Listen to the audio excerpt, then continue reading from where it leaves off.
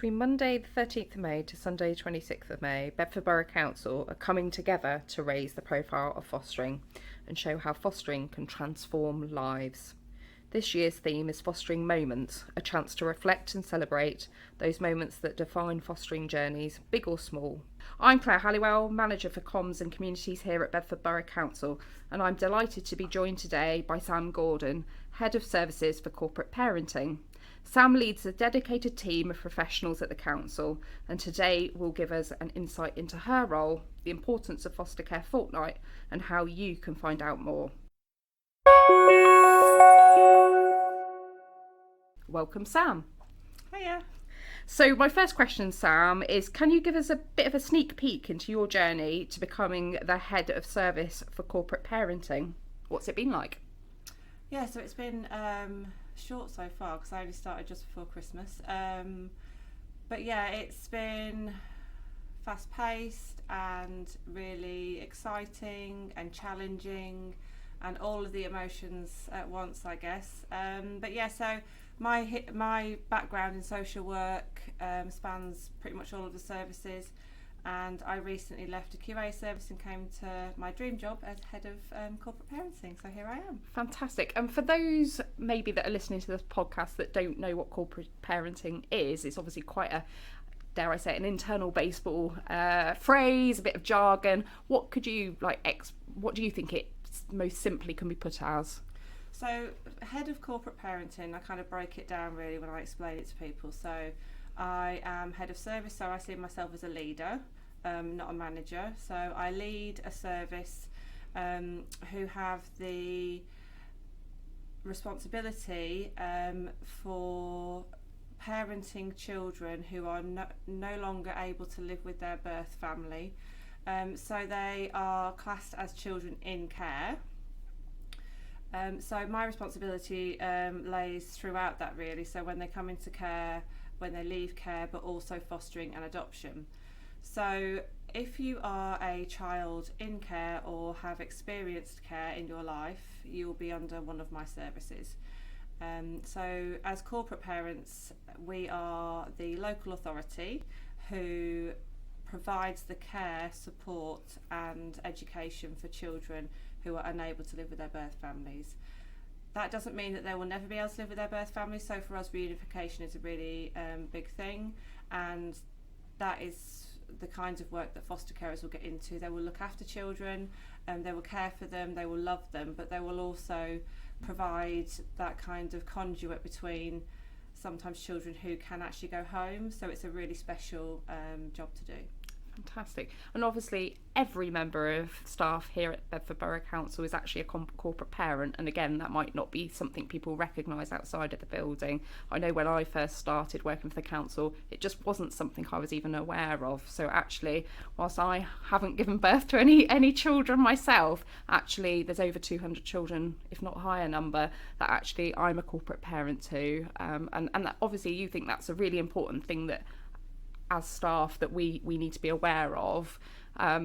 Could you say how that, what do people in the council have to do in that corporate parent space? Yeah, so everybody who works for the local authority is classed as part of that corporate parenting responsibility. However, it doesn't mean that people will have to take children home with them or rescue children, but it does mean that in every part of our local authority, wherever you work, that you have to be aware of the responsibility of the local authority to care for the children in its care. So things like, I guess back in the day, it would be very political, so it would be, they were seen as children who received a service. Nowadays it's more, what can you do for these the children of Bedford who are in our care, so I like to call them our children.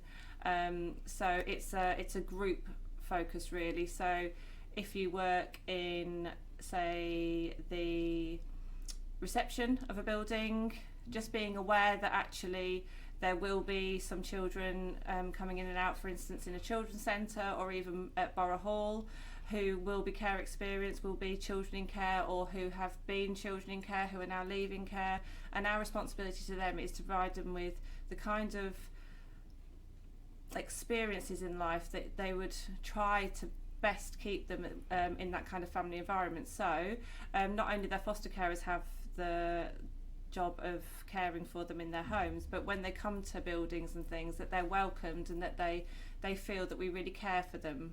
Great.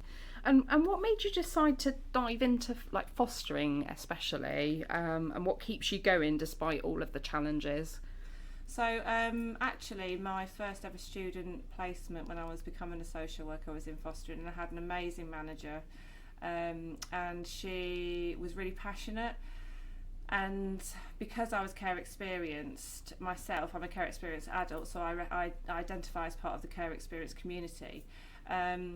She was really compassionate and kind, and I'd never experienced that. I'd never really been open about my care experience. It was something that I kind of hid away, and she helped me to kind of recognise my identity and my sense of belonging, and to hold that kind of knowledge about holding a whole local authority to account.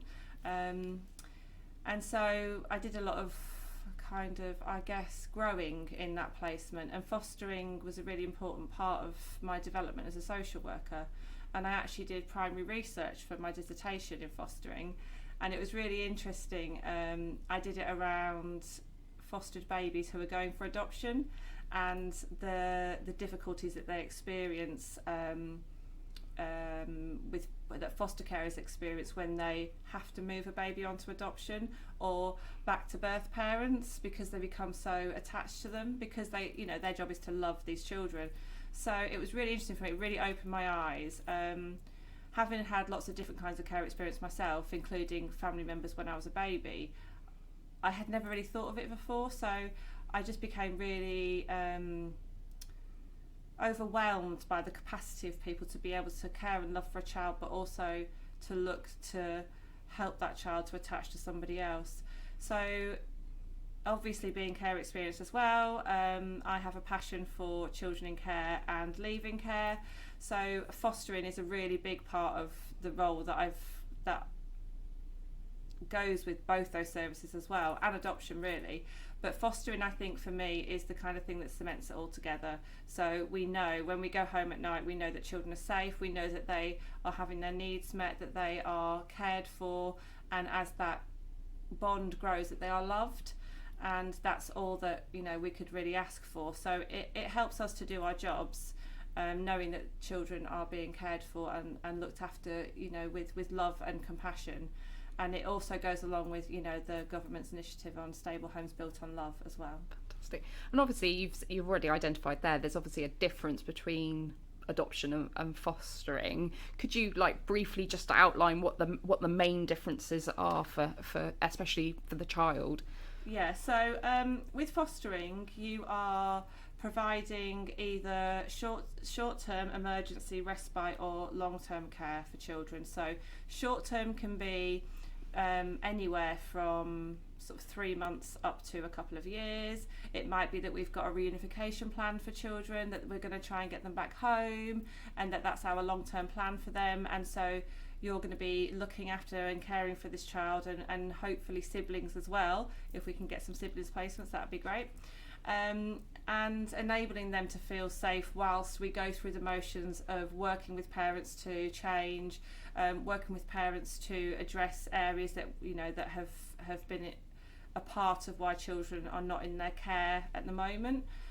So emergency foster placements are anywhere between one night and 2 weeks. So children come into care for many reasons, and those can be really sad reasons, or they can be very short-term reasons. Maybe a parent's in hospital and somebody needs to look after their child, so that's an emergency placement. And those sometimes go to short-term placements and can even go to long-term placements, but it's a very different kind of task. There's not as much bonding involved, but there is care and compassion given.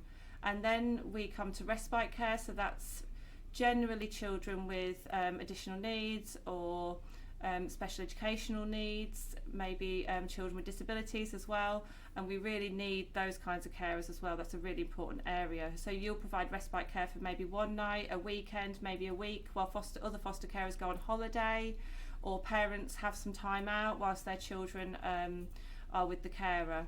And then long-term placements of children who we've identified that need to be in care longer term, so that's anything from a year upwards. And the plan could still be reunification, but maybe there's some more things that need to be done to ensure that the children are safe our children are safe to return home to their families, and maybe parents might need a little bit more support and work to achieve those goals. But sometimes long-term fostering can also mean that a child is with you until they're 18, and then you have the amazing opportunity to be a stay-and-put carer, which it changes because children leave care at 18, but actually when we think about our community, our children don't necessarily leave home at 18. They might go on to uni, or they might get a job and move out, but it's very rare now with the economic status that children are leaving home at 18. So we don't want our children to be any worse off than any other family. So once you've fostered a child through to 18, you can actually continue to foster that child up to 21 if they're in education, and that's a really important role as well. Definitely. So obviously we're speaking this Foster Care Fortnight and recognising fostering is such an impactful job. How do you see the impact on children you work with and young people, both in the short and long term? So with our children, I would say I see the impact on their everyday kind of basic needs first. So children begin to maybe look better, they begin to attend school more if those are the issues, they have enough food to eat and are being cared for, so their emotional states usually short term begin to improve, and we can see a shift in some of the more quieter children coming out of themselves, and maybe some of our more challenging children are feeling a bit safer, so it's able to help them to regulate and calm a little bit. So it's usually the sort of short-term impact between them first coming into care and that maybe that first year is that they're settling, and it can be a honeymoon period, but it can also be a very challenging period, so you kind of never know where it's going to go. Long-term, children have the capacity to be in a safe environment with a secure base figure, somebody who provides them with nurture, love, affection, food, meets all their basic needs, education, which is really important, and they begin to thrive. And foster carers are a huge part of our reunification as well. So when we are reunifying children with their families, which doesn't have to be birth parents, it can be another family member, foster carers allow that kind of attachment transfer back into the family, and children often feed back to us that foster carers are the most important person on their journey, because they're the person that they see 24/7, they're the person that meets all their needs and that they go to with their emotional needs, feelings, wishes. Social workers visit and see the children and build up a relationship with them, but foster carers are the people that are there 24/7, and it's a really important, challenging, but also an amazing role. For me as a person, a care experience person, I would say that the people who cared for me provided me with the ability to have respite from some difficult situations, which allowed me space to think and reflect and grow, and allowed me just a space to be... That's right. Okay. Yeah. Just a space to be myself and to really find that kind of compassion, and even just like a hot bath at the end of the day was just amazing, so... I've been lucky enough myself to spend a couple of time with some of the children here at Borough Hall that we're corporate parents for, and one of the things I know that they often speak to us about is that feeling of safety, and that maybe they're not getting it somewhere else, but actually that's where luckily our foster carers and the amazing work they do comes in, and as you say, it comes with challenges, but the rewards are equally there. The rewards are huge, and that feeling of safety can sometimes be the first time a child's ever felt safe. So it's actually a huge gift to be able to be with a child in those first moments, first days, weeks, months and years, where they begin to feel safe and be able to trust again. So obviously when lots of people listening think of fostering, they're probably actually thinking, oh, I can't do that. And it might be for various reasons. Some of those myths that there are behind who can and who can't foster. What are some of the hurdles and those myths that you've heard most regularly? And can you dispel some of them? Okay, so usually it's I'm a single carer, I'm a single parent, I don't think I'll be able to do it because I don't have that support of a partner.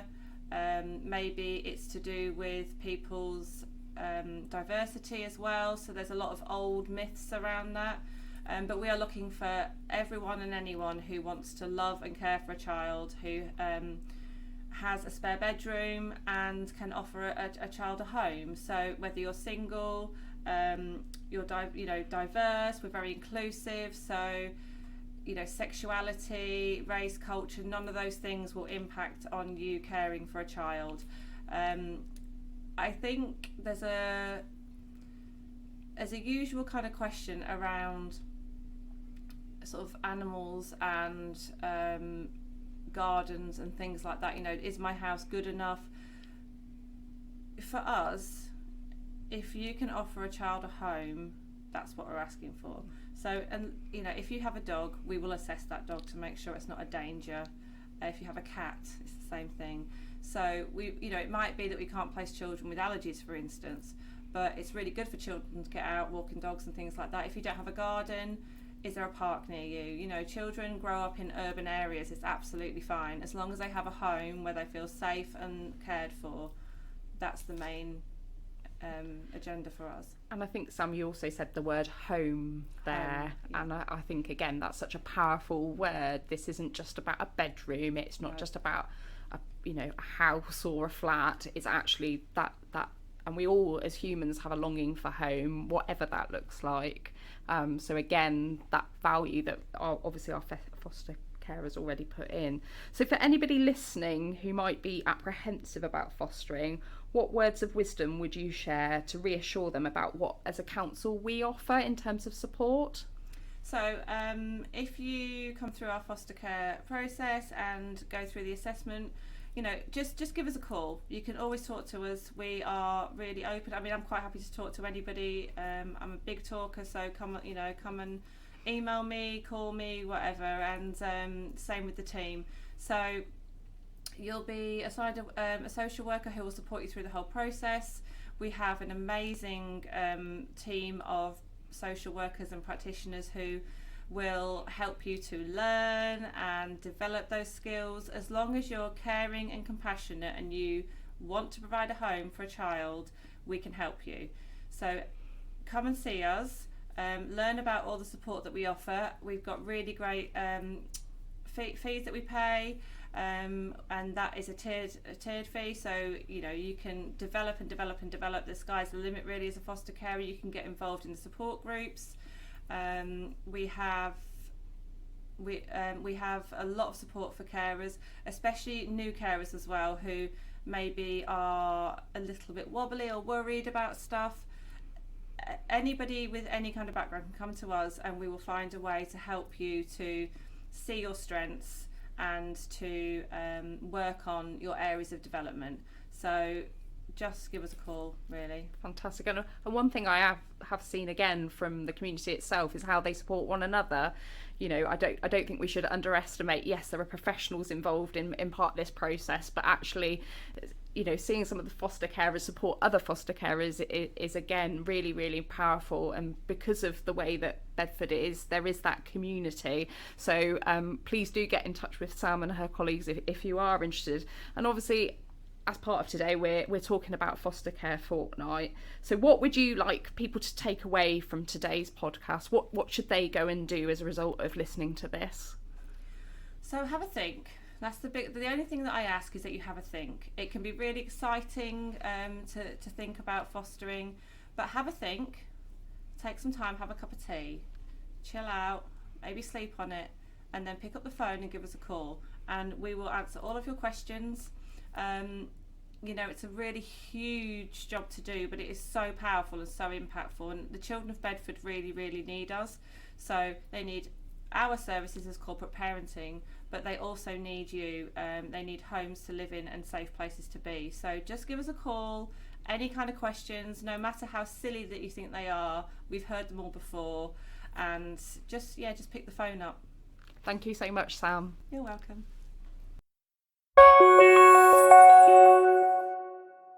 If you've been inspired by everything that Sam said today, please give us a call on 01234 718718 or drop us an email to fostering@bedford.gov.uk.